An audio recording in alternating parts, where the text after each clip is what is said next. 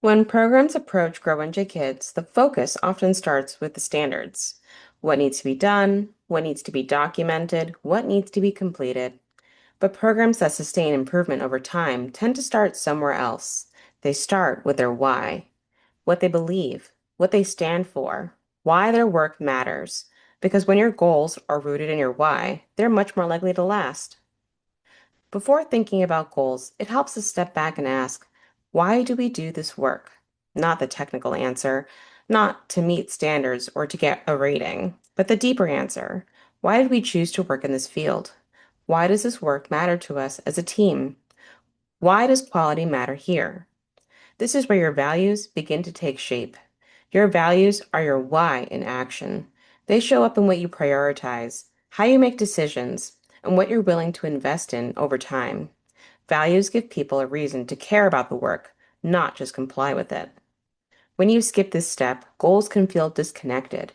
When you start here, it can be tempting to treat Grow and J Kids like a finish line. Complete the standards, submit the evidence, reach the rating. But a more sustainable approach is to think of this work as ongoing, something you're continuously building and improving. When you view it this way, your goals are not just about getting to the next level, they're about strengthening your program over time. This shift matters because when goals are only about short term outcomes, they often stop once the outcome is reached. When goals are connected to a longer term purpose, they continue. So, how do you begin? You begin with your team. Before setting goals, take the time to ask, what do we believe children should experience every day?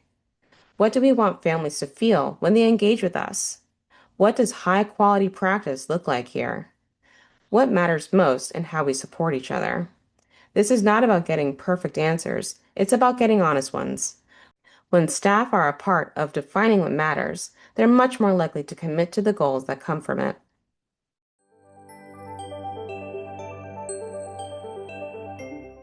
Once your values are clear, the next step is using them to decide which Grow and J Kids standards to focus on and how to turn those standards into meaningful goals. Instead of starting with, what standards should we work on next? Start with what standards best reflect what we say matters most. You can walk through this process in a structured way. Start with your values. What are the 2 or 3 things your program truly prioritizes? For example, individualized care, strong family partnerships, or culturally responsive practice. Build awareness. Look at your current practices and your current standing across standards. Where are you already strong? Where are there gaps between what you say you value and what is happening day to day? Identify alignment with standards. Now scan the Grow and J Kids standards through that lens. Which standards directly connect to your values?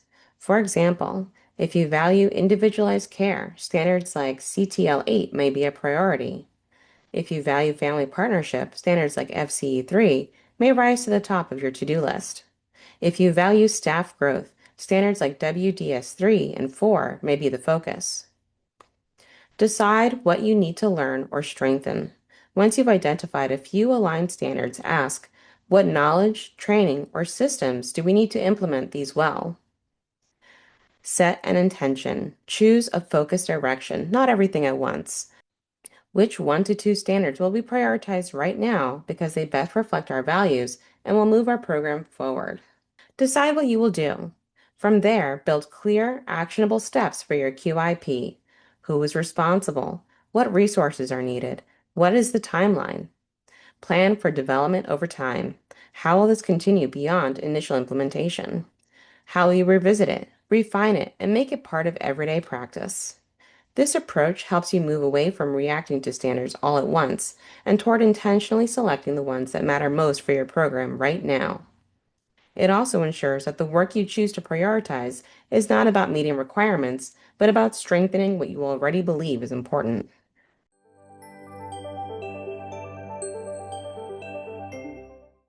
Let's say your team identifies a core value like every child should feel understood and supported as an individual. When you look at standards like CTL5, it's important to acknowledge something up front. If you're working toward a 3-star rating, CTL5 is not a choice, it's a requirement. But even when something is required, how you approach it still matters. You can approach CTL5 as something you have to complete, or you can approach it as something that reflects what you believe. When you connect it back to your values, it gives the work meaning. Instead of focusing only on completing lesson plans aligned to evidence requirements, your goal might focus on how you're using observation and assessment to individualize learning, and your intent to individualize would be reflected in your lesson plans. The standard is still being met, but now it's connected to your why. That connection is what helps the work stick. It also helps to ask, why might this be required in the first place? What does it say about what matters for children? Often, required standards are pointing toward foundational practices, practices that, when done well, improve outcomes for all children. With your work rooted in your values, before you write your goal, you may pause and work through how this supports your values. For example, you may ask yourself, if this were truly a value, what would we expect to see happening every day? This may look like teachers are noticing individual interests and needs. Activities are not one size fits all. Children who need more support are getting it. Staff can explain why they're planning certain experiences. Now you have a clearer picture of what this value looks like in practice. You should also reflect to build your awareness of this goal in action. You may ask yourself, where are we already doing this well, and where are we not? You may notice lesson plans look similar across children. Observations are being collected, but not really used. Some staff individualize naturally, others are unsure how to. Now you're identifying the gap between your value and your current practice. Then connect that gap to a Grow and J Kid standard. This is where you shift from a general idea to something actionable. You might realize this connects directly to CTL5 because CTL5 is about planning that reflects individual children's development, culture, and needs. Now you're not just completing CTL5 because it's required, you're using it as a way to live out what you said matters most. From there, you move into intention. Instead of a broad goal like, we will improve lesson planning, you begin to shape something more specific and value driven. We will strengthen how we create lesson plans by using observations to individualize them and align them with the state standards to ensure they're research based and actively improving children's outcomes. Notice what's changed? The goal is still aligned to the standard, but it clearly reflects your value. Now, get even more concrete. Ask, what would we need to see happening to know this goal is real? This might lead to action steps like staff receive support on how to turn observations into planned experiences. Lesson plans include specific references to individual children. Teachers can explain how activities are adapted. Time is built in for reflection and planning. Now your goal is not just a statement, it's something people can do. Finally, think about sustainability. Ask, how does this become part of how we operate, not just something we try once? That might look like building this expectation into your lesson planning process, revisiting it during staff meetings or coaching conversations, including it in how you review practice over time. Your mission statement also plays an important role here. A strong mission reflects your why clearly. It becomes something you can return to when making decisions. As you build your quality improvement plan, you can ask, does this goal reflect who we say we are? Does it connect to why we do this work? Is this something we want to continue beyond the rating process? If the answer is yes, the goal is likely aligned with your purpose.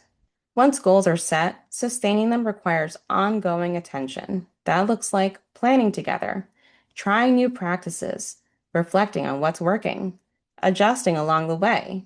It also means supporting staff in a way that builds confidence and ownership. When people understand the why behind the work, they're more likely to stay engaged in it. Using values to guide your goals changes how Grow and J Kids feels. It shifts the work from what do we have to do to why does this matter and how do we live it out every day?